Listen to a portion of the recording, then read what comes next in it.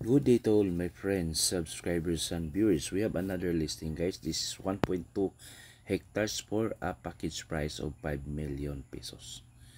It's a clean title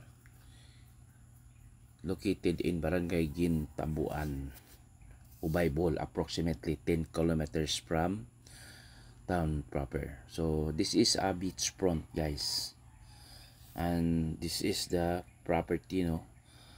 Natungan lang siya sa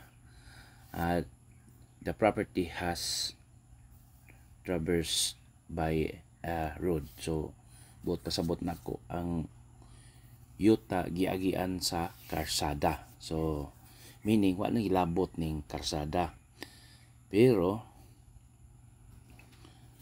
na may road nga nakababag o nakaagi. In front of the road is already the beach is part of the property. So the houses there are included, but it is no problem. So there's no problem with the house, guys, kay anang it is their relative, no.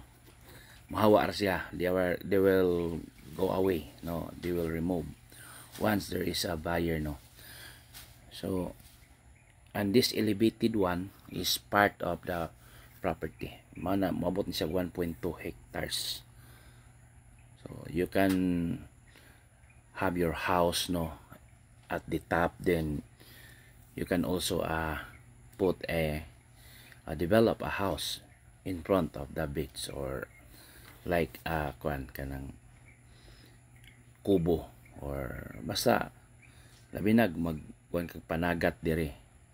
So okay kayo. So dali-dali lang ni kay gabi na.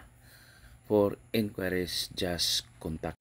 So just contact me. So ato lang i-outro ang video, guys, kay hapon naman gud nagdali mi magabi na. So ayaw mo ka problema ning balay nga naa diri sa atubangan, kay sa ilaha na nga side, ilaran ng mga parente mo pahawa na sila once nga naay mo palit sa ilang yuta. So mao ni pasabot nako.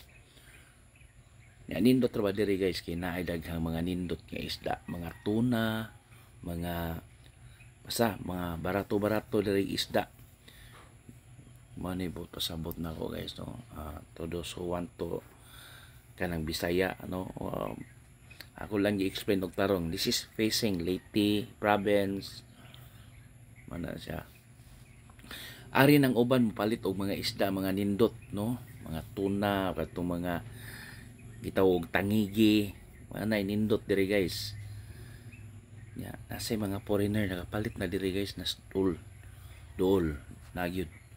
So mao na maligo ka diri nindot sad, maligo limpyo og kuan diri. Again, just contact me for a site inspection. Thank you.